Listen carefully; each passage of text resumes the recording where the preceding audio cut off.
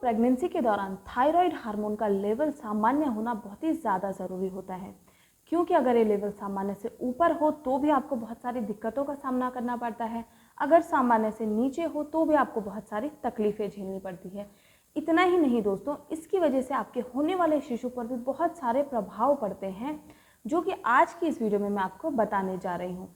इसके साथ ही साथ मेरी खुद की प्रेगनेंसी के दौरान मेरा जो थायराइड का लेवल था वो सामान्य से ऊपर चला गया था। उसकी वजह से मुझे कौन कौन सी समस्याएं हुई और इसके लिए मैंने क्या क्या डाइट प्लान फॉलो किया था, वो सारी जानकारी आज की इस वीडियो में मैं आपको देने जा रही हूँ। तो जानने के लिए वीडियो को ज़रूर देखिएगा एंड तक। नमस्कार दोस्तों, मैं सुनीता बहुत बहुत स्वागत करती हूँ आप सभी का अपने इस channel pregnancy care and advice में।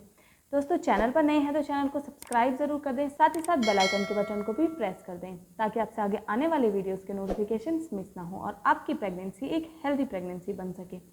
तो चलिए आज का इम्पॉर्टेंट टॉपिक डिस्कस करते हैं। सबसे पहले तो आप सबको ही पता होगा, जो थायराइड ग्लैंड होती है वो हमारे गले के इस पोर्शन में होती है और यहीं से थायराइड हार्मोन रिलीज होता है। थायराइड हार्मोन जो है हमारी बॉडी में बहुत से फंक्शंस को कंट्रोल करके रखता है, जैसे कि आपकी हार्ट बीट, आपका नर्वस सिस्टम, आपकी मेमोरी, आपकी स्किन का टेक्सचर और इसके साथ ही आपके पीरियड की जो अनियमितता होती है उसको भी ये कंट्रोल करने का काम करता है। इतना ही नहीं दोस्तों, अगर थायराइड का लेवल में आपके अंदर कुछ भी अप डाउन चल रहे हैं तो उसकी वजह से आपके होने वाले शिशु पर भी बहुत सारे प्रभाव पड़ते हैं, जिसमें सबसे बड़ा प्रभाव उसकी मानसिकता पर पड़ता है। आपके शिशु का जो मानसिक विकास है वो हार्मोन की वजह से सही से नहीं हो पाता है, जिसकी वजह से आपके शिशु का जो IQ लेवल है वो सामान्य से कम हो सकता है। और इसके साथ ही अगर शुरुआत से ही यानी कि प्रेगनेंसी के फर्स्ट ट्राइमेस्टर से ही आपको थायराइड का प्रॉब्लम है तो उसकी वजह से आपको मिसकैरेज का भी सामना करना पड़ सकता है। साथ ही साथ आपकी प्रीमैच्योर डिलीवरी की प्रॉब्लम इसकी वजह से हो सकती है और शिशु का जो वेट है उसमें भी काफ़ी ज़्यादा प्रभाव देखने को मिलता है। तो दोस्तों, ये सारी बातें थी कि अगर थायराइड का लेवल आपके अंदर सामान्य नहीं है तो उसकी वजह से आपको क्या क्या प्रॉब्लम्स झेलनी पड़ सकती हैं। अब बात कर लेते हैं हाइपरथायरॉयडिज्म की, यानी कि अगर आपका जो थायराइड का लेवल है वो सामान्य से कम हो जाए तो उसमें आपको कौन कौन से सिम्टम्स देखने को मिलेंगे। तो सबसे पहला है दोस्तों, अगर थायराइड का लेवल सामान्य से कम हो गया है तो आपको ठंड बहुत ज़्यादा लगने लगेगी। मौसम इस दौरान कुछ भी हो, सर्दी आपको काफ़ी ज़्यादा लगने लगती है। नींद आपको इस दौरान बहुत ज़्यादा आने लगेगी, थकान आपको बहुत ज़्यादा फील होने लगेगी। इसके साथ ही साथ आपको कॉन्स्टिपेशन का प्रॉब्लम भी इसकी वजह से देखने को मिलता है। और सबसे बड़ी चीज़ जो देखने को मिलती है वो आपके वेट में देखने को मिलती है। यूँ तो प्रेगनेंसी के दौरान वेट गेन होता ही है, लेकिन आपका सामान्य से ज़्यादा वेट गेन होगा। बहुत जल्दी आपका जो वेट है वो गेन होने लगेगा। इसके साथ ही साथ आपके बाल बहुत ज़्यादा झड़ने लगेंगे, नेल्स आपके बहुत जल्दी टूटने लगेंगे। तो ये सारे सिम्टम्स आपको जो है हाइपोथायरॉयडिज्म में देखने को मिलते हैं। अब बात कर लेते हैं हाइपरथायरॉयडिज्म, यानी कि जब आपका थायराइड का लेवल सामान्य से अधिक हो जाए तो ऐसी कंडीशन में आपको कौन कौन से सिम्टम्स दिखाई देंगे। तो इसमें सबसे पहला है दोस्तों, इस दौरान आपको गर्मी बहुत ज़्यादा लगने लगेगी, भूख आपको इस दौरान बहुत अधिक लगने लगेगी, लेकिन आपका जो वेट है वो सामान्य से घटने लगेगा। इसके साथ ही साथ कभी कभी इसकी वजह से डायरिया की प्रॉब्लम आपको झेलनी पड़ सकती है, मॉर्निंग सिकनेस बहुत ज़्यादा होने लग जाती है और सबसे बड़ा सिम्टम आपकी नींद में आपको देखने को मिलता है। इस दौरान नींद आपको बहुत कम आने लगती है। तो ये सारे सिम्टम थे हाइपरथायरॉयडिज्म के। अब बात कर लेते हैं दोस्तों मेडिकल ट्रीटमेंट का। तो दोस्तों, इसका जो ट्रीटमेंट है वो मेडिकली ही किया जाता है और ये आपको आपके डॉक्टर के द्वारा मेडिसिन दी जाती है, लेकिन उससे पहले आपका टेस्ट करवाया जाता है जिसको कि TSH टेस्ट कहा जाता है, जिसका मतलब है थायराइड स्टिमुलेटिंग हार्मोन। अब अगर मैं आपको अपनी रिपोर्ट दिखाऊं तो मेरा जो TSH लेवल इस दौरान था, मैंने अपनी थायराइड का जो चेकअप करवाया था वो प्रेगनेंसी के दूसरे महीने में ही करवा लिया था और इस दौरान जो मेरा थायराइड की वैल्यू थी वो थी 3.77 म्यूएल पर ml। और अगर सामान्य मैं बात करूँ सामान्य यूनिट की, तो सामान्य जो यूनिट इसकी होती है थायराइड की वो होती है 0.03 to 2.5 म्यूएल पर ml। ये सामान्य होती है, लेकिन मेरी बढ़कर 3.77 म्यूएल पर ml हो गई थी। तो इसके लिए जो डॉक्टर ने मुझे दवाई प्रिस्क्राइब करी थी, जो मेडिसिन प्रिस्क्राइब करी थी, वो थी थायरॉक्सीमाइन। तो ये जो मेडिसिन मैंने ली थी ये मैंने पूरी प्रेगनेंसी ली है, यानी कि आप मान लीजिए जिस दिन से ये थायराइड की रिपोर्ट आई थी उसी के नेक्स्ट डे डॉक्टर ने मुझे ये दवाई प्रिस्क्राइब कर ली थी और तब से लेकर मैंने पूरे 9 महीने तक ये दवाई खाई है। और कभी कभी ये भी होता है कि प्रेगनेंसी के आपकी डिलीवरी होने के बाद 2-3 महीने भी आपको ये दवाई प्रिस्क्राइब की जाती है।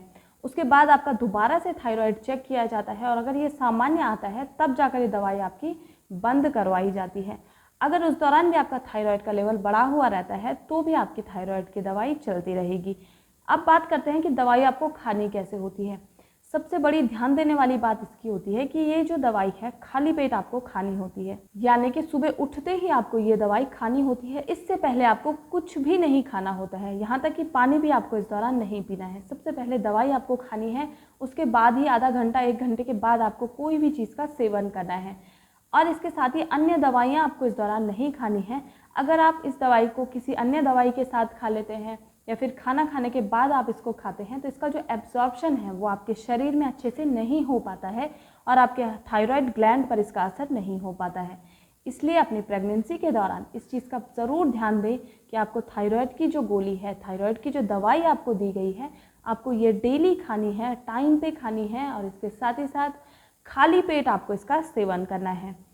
अब अगर बात करें डाइट प्लान की, तो अगर आपका थायराइड का जो लेवल है वो कम है, बढ़ा हुआ है या फिर कम है, उसके लिए आपको इस दौरान पत्ता गोभी का सेवन नहीं करना है, फूल गोभी का सेवन नहीं करना है, आपको ब्रोकली का सेवन नहीं करना है। इसके साथ ही साथ मैदा युक्त भोजन का सेवन आपको नहीं करना है, जैसे कि बिस्किट, कुकीज़, इन चीज़ों का भी आपको सेवन नहीं करना है।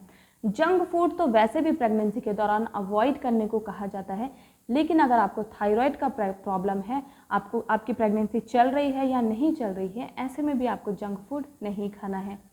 अब बात कर लेते हैं कि थायराइड के लेवल को कंट्रोल करने के लिए आप किस डाइट प्लान का इस्तेमाल करें।